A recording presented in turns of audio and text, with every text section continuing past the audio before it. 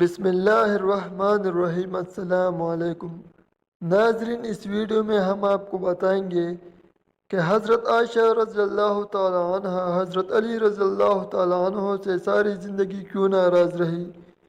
محترم ناظرین، حضور صلی اللہ علیہ وآلہ وسلم کی سب سے چہیتی بیوی حضرت عائشہ رضی اللہ تعالی عنہ حضرت علی کی ایک بات کی وجہ سے ان سے اتنا زیادہ غصہ ہو گئی کہ پھر ساری زندگی کبھی بھی حضرت علی رضی اللہ تعالیٰ عنہ سے بات نہ کی۔ وہ حضرت علی سے اتنا زیادہ غصہ رہتی کہ ان کا نام تک لینا بھی گوارا نہ کرتی۔ آخر یہی ناراضگی اتنی آگے پہنچی کہ حضرت عائشہ رضی اللہ تعالیٰ عنہ اور حضرت علی رضی اللہ تعالیٰ عنہ کے بیچ ایک ایسی جنگ ہوئی کہ جسے جنگ جمل کہا جاتا ہے، اور اس میں ہزاروں صحابہ کرام کا پاکیزہ خون بہایا گیا، ہزاروں عورتیں بیوہ ہو گئی اور ہزاروں بچے یتیم ہو گئے۔ حضرت عائشہ رضی اللہ تعالی عنہ کی زندگی میں ایک بڑا عجیب واقعہ پیش آیا۔ وہ یہ کہ جب اللہ کے رسول صلی اللہ علیہ وآلہ وسلم غزوہ بنی مستلق میں تشریف لے گئے تو وہاں سے واپسی پر قافلے کو الگ الگ حصوں میں بانٹ دیا۔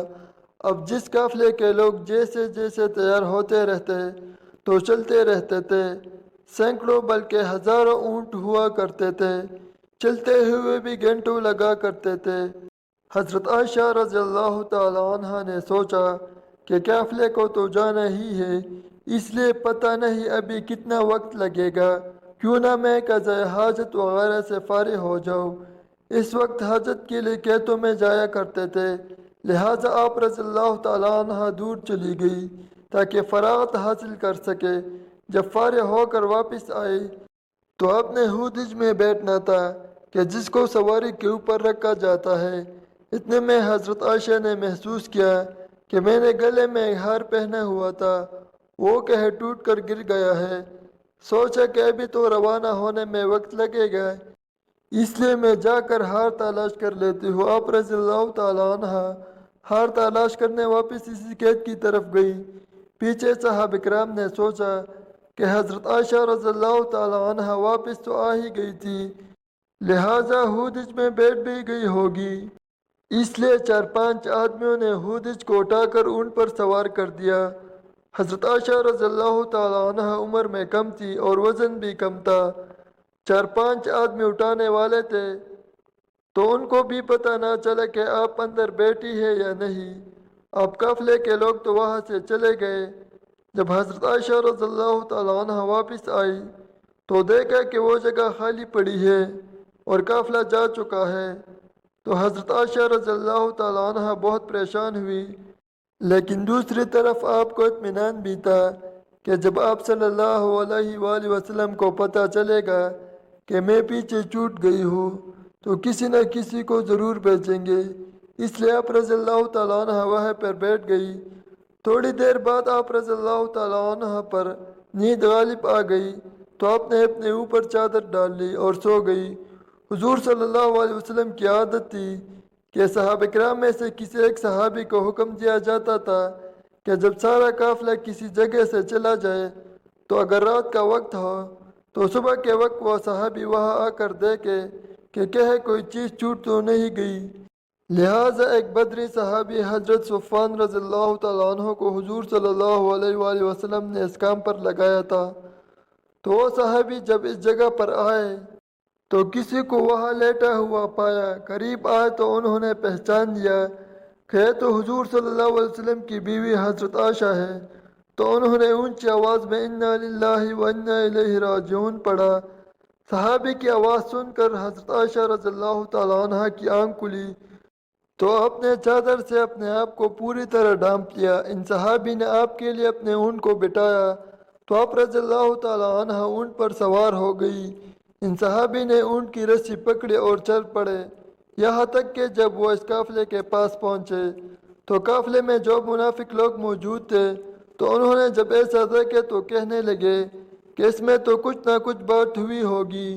منافق لوگ تو پہلے ہی ایسے موقع کی تلاش میں رہتے تھے کہ جس سے مسلمانوں اور حضور صلی اللہ علیہ وآلہ وسلم کو تکلیف پہنچا سکے، لہٰذا انہیں بات کرنے کا موقع مل گیا، اور یہ منافق کہنے لگے کہ کہ نعوذ باللہ حضرت عائشہ رضی اللہ تعالی عنہ نے ان صحابی کے ساتھ وقت گزارا ہے، اسی وجہ سے وہ قافلے سے پیچھے رہ گئی تھی۔ لہٰذا جب مدینہ پہنچے تو حضور صلی اللہ علیہ وآلہ وسلم کو اس بات کا پتہ چلا کہ منافق لوگ میری عائشہ پر ایسا گندا الزام لگا رہے ہیں، تو آپ صلی اللہ علیہ وسلم کو بڑا صدمہ ہوا۔ لیکن دھیرے دھیرے لوگوں میں یہ بات پھیلنا شروع ہو گئی کہ حضرت عائشہ رضی اللہ تعالیٰ عنہ فرماتی ہے کہ میں اس قافلے سے واپس آ کر 1 مہینے تک بیمار رہی اور کمزور بھی ہو گئی۔ ایک دن میں ایک صحابیہ حضرت ام مستہ رضی اللہ تعالیٰ عنہ کے ساتھ قضاء حاجت کے لیے رات کو باہر کیتو کی طرف نکلی۔ راستہ چلتے ایک جگہ پر ان صحابیہ کو ٹھوکر لگی تو انہوں نے اپنے بیٹے کو بد دعا دی، تو حضرت عائشہ رضی اللہ تعالی عنہ فرماتی ہے کہ میں نے ان سے کہا کہ آپ اپنے بیٹے کے لیے بد دعا کیوں کر رہی ہے؟ تو وہ کہنے لگی کہ اے عائشہ، کیا تمہیں پتہ نہیں کہ وہ تمہارے بارے میں کیا باتیں کرتا ہے؟ تو حضرت عائشہ نے پوچھا کہ آخر وہ میرے بارے میں کیا کہتا ہے؟ تو اس پر ان صحابیہ نے حضرت عائشہ کو ساری باتیں بتا دیے کہ اے عائشہ، تمہارے بارے میں سارے شہر میں ایسی ایسی باتیں ہو رہی ہے۔ حضرت عائشہ رضی اللہ تعالیٰ عنہ فرماتی ہے کہ جب میں نے یہ سنا تو میرے دل پر بہت بڑا صدمہ لگا اور جلدی سے گھر واپس آ کر حضور صلی اللہ علیہ وآلہ وسلم کا انتظار کرنے لگی۔ جب آپ صلی اللہ علیہ وآلہ وسلم مسجد سے تشریف لائے تو میں آپ کے سامنے آئی اور سلام کیا۔ آپ نے سلام کا جواب دیا لیکن چہرہ دوسری طرف پھیر لیا۔ میں دوسری طرف سے آئی مگر حضور صلی اللہ علیہ وآلہ وسلم نے اپنی نگاہیں دوسری طرف کر لیے۔ آپ کی خاموش نگاہوں نے مجھے بہت ساری باتیں سکھا دی تھی کہ اس وقت آپ صلی اللہ علیہ وآلہ وسلم کی طبیعت پر بوجھ ہے اور آپ مجھ سے کوئی بات نہیں کرنا چاہتے ہیں۔ میں نے سوچا کہ چلو میں اپنے ماں باپ کے گھر چلی جاتی ہوں تاکہ صحیح حالات کا پتہ چل سکے کہ آخر میرے بارے میں کیسی کیسی باتیں کی جا رہی ہے۔ تو میں نے گھر جانے کی اجازت چاہی تو آپ صلی اللہ علیہ وسلم نے اشارے سے فرمایا کہ ہاں چلی جاؤ۔ حضرت عائشہ رضی اللہ تعالیٰ عنہ فرماتی ہے کہ جب میں گھر پہنچی تو میری ماں نے دروازہ کھولا۔ میں نے دیکھا کہ میری ماں کی آنکھیں رو رو کر لال ہو چکی ہے۔ پریشان چہرے کے ساتھ وہ میرے سامنے کھڑی ہے۔ میں نے پوچھا کہ امی کیا ہوا؟ لیکن وہ بالکل خاموش رہی، مجھے کوئی جواب نہ دیا اور ان کی آنکھوں سے آنسو ٹپکنا شروع ہو گئے۔ میں نے پوچھا امی میرے ابو کدھر ہے؟ تو انہوں نے چارپائی کی طرف اشارہ کر دیا۔ میں نے دیکھا کہ میرے ابو حضرت ابوبکر صدیق رضی اللہ تعالیٰ عنہ چارپائی پر بیٹھے قرآن پڑھ رہے ہیں۔ ایک ایک آیات پر ان کی آنکھوں سے آنسو برابر گرتے جا رہے تھے۔ حضرت عائشہ رضی اللہ تعالیٰ عنہ فرماتی ہے کہ جب میں نے گھر میں بھی ایسا غم کا ماحول دیکھا تو میری طبیعت اور زیادہ پریشان ہو گئی۔ میں نے سوچا کہ اب میں کیا کروں کہ جن پر مجھے بھروسہ تھا، جو میری زندگی کے رکھوالے تھے، وہ بھی آج مجھ سے ناراض ہے، ماں باپ بھی آج مجھ سے جدا ہے، میں آج کہاں جاؤں گی؟ دل میں خیال آیا کہ کیوں نہ میں اپنے اللہ کی طرف متوجہ ہو جاؤں۔ اس لیے حضرت عائشہ رضی اللہ تعالیٰ عنہ فرماتی ہے کہ میں نے وضو کیا اور گھر کے کونے کی طرف جانے لگی تو امی نے پوچھا کہ اے عائشہ کدھر جا رہی ہو؟ کیونکہ ان کو ڈر لگ رہا تھا کہ میری بیٹی پریشان ہے، ایسا نہ ہو کہ کوئی بڑا فیصلہ کر کے خود کو ہلاک نہ کر لے۔ تو فرماتی ہے کہ میں نے امی کو کہا کہ امی میں اپنے رب کے حضور دعا کرنے جا رہی ہوں۔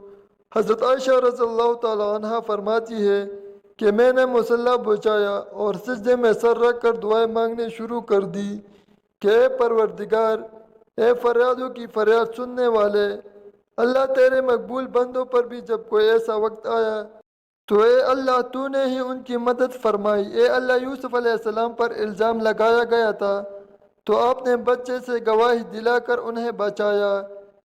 اے اللہ حضرت مریم پر الزام لگایا گیا تھا تو آپ نے ہی ان کے شیرخور بچے سے پاک دامنی کی گواہی دلوائی۔ اے اللہ آج تیرے محبوب کی عائشہ تیرے دروازے پر حاضر ہے اور فریاد کرتی ہے کہ مجھ پر بھی تہمت لگی ہے۔ اے اللہ تو ہماری مدد فرما، میرے شوہر نے بھی اس وقت میرا ساتھ چھوڑ دیا ہے، اب آپ کے علاوہ میرا کوئی سہارا نہیں ہے جو اس کمزور کو تسلی دے سکے۔ اے اللہ میری مدد فرما۔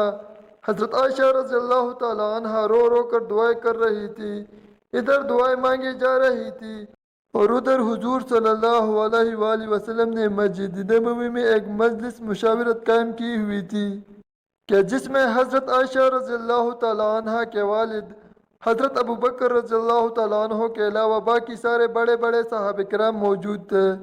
حضور صلی اللہ علیہ وآلہ وسلم سب کے بیچ غمزدہ بیٹھے ہوئے تھے۔ صحابہ کرام کے چہروں پر اداسی تھی کیونکہ وہ اپنے محبوب حضور صلی اللہ علیہ وآلہ وسلم کے چہرے کو غمزدہ دیکھ رہے تھے، جس کی وجہ سے صحابہ کرام کی بھی طبیعت کچھ عجیب سی بن چکی تھی۔ اس لیے کچھ صحابہ کرام تو سسکیاں لے لے کر رو رہے تھے۔ حضور صلی اللہ علیہ وآلہ وسلم نے اپنے صحابہ کرام سے پوچھا کہ اس معاملے میں تم کیا مشورہ دیتے ہو؟ تو سب سے پہلے حضرت عمر رضی اللہ تعالیٰ عنہ نے آگے بڑھ کر کہا، اے اللہ کے رسول صلی اللہ علیہ وآلہ وسلم، اللہ تعالیٰ نے آپ کو اتنی عزت اور شرافت بخشی ہے کہ آپ کے بدن پر کسی گندی مکھی کو بھی بیٹھنے کی اجازت نہیں، تو جب اللہ نے آپ کو اتنا پاکیزہ بنایا ہے تو آپ کے جیون ساتھی ایسی کیسے ہو سکتی ہے کہ جس کے اندر گناہوں کی گندگی ہو؟ اس لیے مجھے تو یہ چیز بالکل جھوٹ نظر آتی ہے۔ اس کے بعد حضور صلی اللہ علیہ وآلہ وسلم نے حضرت عثمان رضی اللہ تعالیٰ عنہ سے پوچھا کہ اے عثمان تو کیا کہتا ہے؟ تو حضرت عثمان رضی اللہ تعالیٰ عنہ نے اس وقت نبوت کی صحبت کا حق ادا کر دیا۔ انہوں نے عرض کیا کہ اے اللہ کے رسول، اللہ تعالیٰ نے آپ کو ایسا بنایا ہے کہ بادل آپ کے سر پر سائے کیے رہتا ہے، آپ کا سایہ زمین پر نہیں پڑتا، کہ ایسا نہ ہو کہ کسی کا قدم آپ کے سائے پر پڑ جائے۔ جب اللہ تعالیٰ نے آپ کے ادب کا اتنا لحاظ فرمایا کہ کسی کے قدم آپ کے سائے پر نہیں پڑ سکتے، تو یہ کیسے ممکن ہو سکتا ہے کہ کسی کو آپ کے پاکیزہ بیوی پر قابو حاصل ہو جائے کہ وہ ان کے ساتھ کچھ غلط کام کر سکے؟ لہٰذا یہ چیز تو ہمارے وہم و گمان سے بھی باہر ہے کہ اما عائشہ کے ساتھ ایسا کچھ ہوا ہوگا۔ ان کی باتیں سن کر حضور صلی اللہ علیہ وآلہ وسلم خاموش ہو گئے، لیکن تھوڑی دیر بعد حضور صلی اللہ علیہ وآلہ وسلم نے حضرت علی رضی اللہ تعالیٰ عنہ سے پوچھا کہ اے علی تم اس معاملے میں کیا کہتے ہو؟ تو حضرت علی نے عرض کیا، اے اللہ کے رسول، ایک بار میں نے دیکھا کہ آپ کے جوتوں میں کچھ گندگی لگ گئی تھی، لیکن آپ صلی اللہ علیہ وآلہ وسلم کو اس کی خبر نہیں تھی، اس لیے آپ نے جب ان جوتوں کو پہننا چاہا تو اللہ نے حضرت جبرائیل علیہ السلام کو بھیج کر آپ کو اطلاع فرما دی کہ آپ کے جوتوں میں کچھ گندگی لگی ہوئی ہے۔ تو اے اللہ کے رسول، جب جوتوں پر گندگی لگی ہوئی تھی تو آپ کو بتا دیا گیا، تو اگر آپ کے گھر والوں کے ساتھ کوئی ایسا معاملہ ہوتا تو آپ کو کیوں نہ بتایا جاتا؟ اس لیے مجھے یہ بات کچھ ٹھیک نظر نہیں آتی۔ حضور صلی اللہ علیہ وآلہ وسلم پھر سے خاموش ہو گئے۔ حضور صلی اللہ علیہ وسلم کی اداسی دیکھ کر حضرت علی رضی اللہ تعالیٰ عنہ دوبارہ کہنے لگے کہ اے اللہ کے رسول، اگر آپ کی طبیعت بہت زیادہ غمزدہ ہے تو آپ چاہے تو عائشہ کو طلاق دے دے، آپ کے لیے بیویوں کی کون سی کمی ہے؟ اللہ تعالیٰ آپ کو کوئی اور جیون ساتھی عطا فرما دیں گے۔ ان کی یہ بات سن کر حضرت عمر رضی اللہ تعالیٰ عنہ تڑپ اٹھے اور کھڑے ہو کر کہنے لگے کہ اے اللہ کے رسول، آپ یہ ارشاد فرمائیے کہ عائشہ سے نکاح آپ نے اپنی مرضی سے کیا تھا یا آپ کو اللہ نے کہا تھا کہ عائشہ سے نکاح کرو؟ تو حضور صلی اللہ علیہ وآلہ وسلم نے انگلی سے آسمان کی طرف اشارہ کر کے بتا دیا کہ یہ حکم مجھے اللہ کی طرف سے دیا گیا تھا کہ عائشہ سے نکاح کرو۔ تو اس پر حضرت عمر رضی اللہ تعالیٰ عنہ فرمانے لگے کہ اے اللہ کے رسول، اب آپ مجھے چھوڑ دیجئے اور ان منافقوں کو چھوڑ دیجئے، میری تلوار جانے اور ان منافقوں کی گردن جانیے، وہ اللہ کے پسند کی عورت کے بارے میں ایسی باتیں کر رہے ہیں، میں ان سبھی کی گردنیں اڑا دوں گا۔ حضور صلی اللہ علیہ وآلہ وسلم نے اس وقت حضرت عمر رضی اللہ تعالیٰ عنہ کو محبت کی نگاہوں سے دیکھ کر حضرت عمر کے غصے کو ٹھنڈا کیا، دل سے گویا کہ اللہ کے رسول حضرت عمر سے کہہ رہے ہو کہ عمر اللہ تیرا نگہبان ہو، تو نے میرے غم کو ہلکا کر دیا۔ حضرت عمر کی یہ بات سن کر حضور صلی اللہ علیہ وآلہ وسلم کی طبیعت کو اطمینان آ گیا، اور پھر آپ صلی اللہ علیہ وآلہ وسلم مجلس سے اٹھ کر گھر چلے گئے۔ تھوڑی دیر بعد حضور صلی اللہ علیہ وآلہ وسلم حضرت ابو بکر رضی اللہ تعالیٰ عنہ کے گھر گئے تاکہ معلوم کرے کہ میری عائشہ کس حالت میں ہے، کیونکہ حضور صلی اللہ علیہ وآلہ وسلم حضرت عائشہ سے بہت محبت کرتے تھے۔ اس لیے گھر پہنچ کر آپ نے دروازہ کھٹکھٹایا تو حضرت عائشہ کی امی نے آ کر دروازہ کھولا۔ حضور صلی اللہ علیہ وآلہ وسلم نے دیکھا کہ ان کا رو رو کر برا حال ہو چکا ہے، اور پھر گھر کے اندر آ کر جب حضرت ابو بکر صدیق رضی اللہ تعالیٰ عنہ کی طرف دیکھا تو ان کی بھی آنکھیں رو رو کر لال پڑ چکی تھی۔ آپ نے پوچھا کہ عائشہ کہاں ہے؟ تو امی نے گھر کے کونے کی طرف اشارہ کر دیا۔ اس وقت حضرت عائشہ رضی اللہ تعالیٰ عنہ سجدے میں پڑی رو رہی تھی۔ بعد میں حضرت عائشہ رضی اللہ تعالیٰ عنہ فرماتی ہے کہ حضور صلی اللہ علیہ وآلہ وسلم جس وقت گھر میں تشریف لائے تو میرا دل کر رہا تھا کہ میں آپ صلی اللہ علیہ وآلہ وسلم کے قدموں میں بیٹھ جاؤں اور جی بھر کر رو دوں کہ اے میرے حبیب، یہ میرے ساتھ کیا ہو رہا ہے؟ کیا آپ اپنی عائشہ کو ایسے چھوڑ دیں گے؟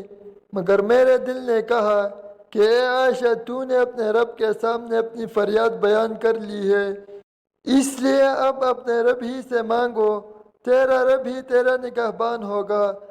لہٰذا حضور صلی اللہ علیہ وآلہ وسلم نے پکارا کہ اے عائشہ، تو آپ صلی اللہ علیہ وآلہ وسلم کی آواز سن کر حضرت عائشہ نے سجدہ پورا کیا اور آ کر چارپائی پر خاموش بیٹھ گئی۔ حضور صلی اللہ علیہ وآلہ وسلم قریب ہی بیٹھے ہوئے تھے۔ آپ نے بہت پیار سے سمجھاتے ہوئے کہا کہ اے عائشہ، اگر تجھ سے حقیقت میں کوئی ایسی غلطی ہو گئی ہے تو اپنے رب سے معافی مانگ لے، تیرا رب گناہوں کو بہت معاف کرنے والا ہے۔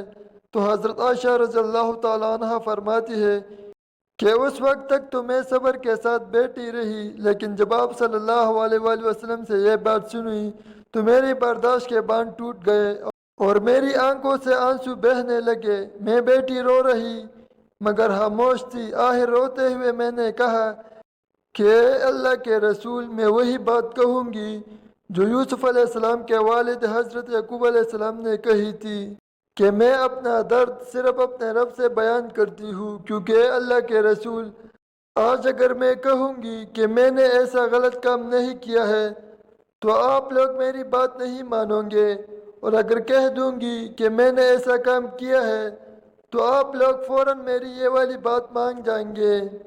اس لیے میں اپنے اللہ ہی سے فریاد کرتی ہوں، وہی میرے لیے کوئی نجات کا راستہ نکالے گا۔ حضرت عائشہ رضی اللہ تعالیٰ عنہ فرماتی ہے کہ میں نے یہ الفاظ کہی اور پھر حضور صلی اللہ علیہ وآلہ وسلم کے چہرے کی طرف دیکھا تو آپ صلی اللہ علیہ وآلہ وسلم کے ماتھے پر پسینے کے قطرے تھے، اور آپ کے اندر وہ حسین کپکپی دیکھی جو وہی نازل ہوتے وقت ہوا کرتی تھی۔ پھر اچانک آپ صلی اللہ علیہ وآلہ وسلم پر وحی کی کیفیات طاری ہونے لگی اور آپ صلی اللہ علیہ وآلہ وسلم نے اپنے اوپر چادر ڈال لی۔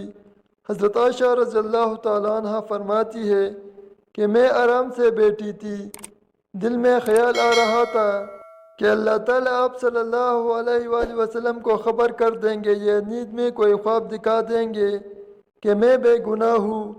مگر میرے ماں باپ اس وقت بہت زیادہ پریشان تھے۔